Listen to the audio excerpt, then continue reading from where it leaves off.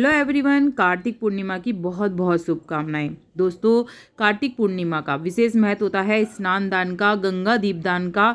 और गंगा दीपदान जरूर करना चाहिए हमें कार्तिक के महीने में। किस तरह से गंगा दीपदान कर सकते हैं, यदि हम वहाँ पर गंगा जी नहीं जा रहे हैं तो घर में ही दीपदान कैसे करना है अच्छे से बताऊंगी। पूरी वीडियो के लास्ट तक बने रहिएगा। अच्छी लगे तो लाइक सब्सक्राइब जरूर कर लीजिएगा, बाद में आप भूल जाते हैं। दोस्तों, ये जो गंगा स्नान होता है, कार्तिक का महीना सबसे बेहद खास माना जाता है स्नान दान के लिए भी और दीपदान के लिए भी। सबसे ज़्यादा दीपदान करे जाते हैं कार्तिक के महीने में ही।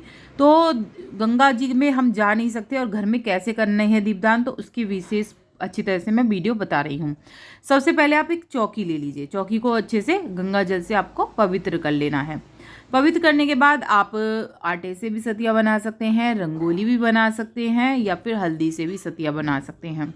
तो सतिया बेहद खास माना जाता है। कभी भी जब हम कोई पूजा करते हैं, दीप प्रज्वलित करते हैं, बड़ा दीप, तो उसमें क्या करते हैं, हम गेहूं की डेरी लगाते हैं, चावल की डेरी लगाते हैं। तो इस तरह से हमें पहले आटे का सतिया बना लेना। आप चावल का भी बना सकते हैं, हल्दी का जैसे मैंने बताया बना सकते हैं। एक परात ले लीजिए जिसमें हमें दीपदान करना है। सबसे पहले मैंने उस परात में गंगा जल डाला है। गंगा जल डालने के बाद फिर मैंने इस परात के अंदर जल डाल दिया है। सादा जल डाला है, सादा जल डाल दीजिए। इस तरह के केले के पत्ते आपको कहीं भी मिल जाएंगे, केले के पत्ते ले आइए, या फिर आप केले के अलावा पीपल के पत्ते ले सकते हैं, पान के पत्ते ले सकते हैं, वो आपकी मर्जी है। तो यहाँ मैंने एक ही पूरा केले का पत्ता ले लिया है, इसमें से तोड़ तोड़ के ले लूँगी। अगर आपके पास जैसे मैंने बताया पान के पत्ते हैं या पीपल के हैं, छोटे छोटे पत्ते ले आइए, वो आप यूज़ कर लीजिए। तो अपने उसके हिसाब से पत्ते मैं तोड़ रही हूँ जितनी बड़ी मेरी परात है।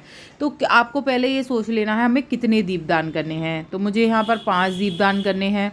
5 या 7 कर लीजिए या 11 कर लीजिए, जितने भी आपको दीपदान करने हैं उतने कर लीजिए। या ऐसे भी कर सकते हैं कि हर एक जितने भी आपके घर के सदस्य हैं उतने दीपदान कर लीजिए, एक एक अपने एक एक सब कर लीजिएगा गंगा जी में दीपदान। तो यहाँ पर मैंने एक वो ले ली है, पत्ता ले लिया है, कोई सा भी पत्ता आप ले लीजिए। उस पर मैंने सतिया बना लिया है। सब पे सतिया बनाने हैं आपको, और इस पर फिर हमें चावल लगाने हैं। चावल लगाने के बाद मैं सब पे भोग लगाऊंगी, सब पे चीनी का भोग लगाऊंगी। सब पे चीनी का भोग मैंने लगा दिया है। और एक बाती मैंने बना ली है इस तरह से, मतलब मोटी बाती बनानी है जो कुछ देर चल सके। तो घी की, देसी घी की बाती बनानी है आपको, याद रखें देसी घी की होनी चाहिए। तो इस तरह से मोटी बाती जो कुछ देर हमारी जल जाए। सबसे पहले हम गंगा मैया की पूजा करेंगे। तो हमने यहाँ पर गंगा मैया बना रखी हैं जो इनकी पूजा करेंगे। ये हमारी गंगा मैया हैं, गंगा जल डाला है हमने। सबसे पहले हम गंगा मैया को तिलक अर्पित करेंगे। तिलक के बाद हम चावल चढ़ाएंगे, चीनी चढ़ाएंगे। इस तरह से हम पूजा करेंगे गंगा मैया की। आप दूध भी चढ़ा सकते हैं, अगर आपके पास दूध अवेलेबल है तो दूध गंगा मैया पर जरूर चढ़ाएं। इसके अलावा जैसे सुबह गंगा स्नान आप नहीं कर पाए हैं तो याद रखें कि आपको कैसे स्नान करना है। थोड़ी सी तुलसी जी के गमले से मट्टी ले लीजिए, मट्टी लेके अपने शरीर पे लगा लीजिए और फिर उससे नहाइए, या आप मग्गे में जरा सी डालकर अपने शरीर पे उलेट लीजिए उस थोड़ी सी मट्टी को। तो संपूर्ण गंगा स्नान माना जाता है। अब ये इस तरह से मैंने पूजा कर ली है सभी दीपों की। तो अब मैं वारी वारी तो इसके अंदर प्रवाहित करूँगी। तो आपके घर के जितने सदस्य हैं अलग अलग भी प्रवाहित कर सकते हैं। एक दीपदान आप कर दीजिए, एक वो कर दें, या 5-5 भी कर सकते हैं, जैसी आपकी मर्जी है। इस तरह से दीपदान कर सकते हैं। तो यहाँ मैंने गंगा जी में दीपदान कर दिए हैं। अब गंगा जी में मन्नत लगानी होती है कि आपकी कोई मन्नत है तो आप किस तरह से लगाएंगे मन्नत। तो पहले फूल चढ़ा दीजिए, जो भी आपके पास सामग्री है, फूल फल जो भी आप चढ़ाना चाहते हैं गंगा मैया को, वो चढ़ा दीजिए।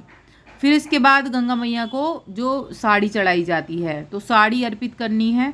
साड़ी के साथ मेकअप का सामान और दक्षिणा जरूर होनी चाहिए।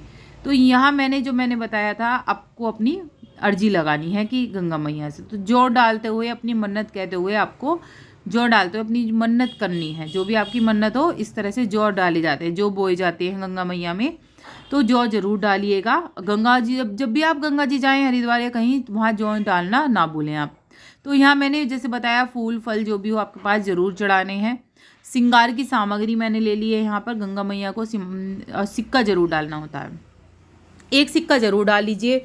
अपनी मनोकामना कहते हो, या मनोकामना ना भी होती है ना तो भगवान सब जानते हैं, आपके मन के भाव सब जानते हैं। तो एक सिक्का ज़रूर डालना है आपको।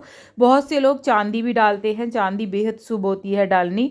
अगर चांदी डालना चाह रहे हैं, कोई भी रिंग, छोटी अंगूठी या कुछ भी सिक्का या कुछ भी डालना चाहते हैं, वो भी अच्छा माना जाता है।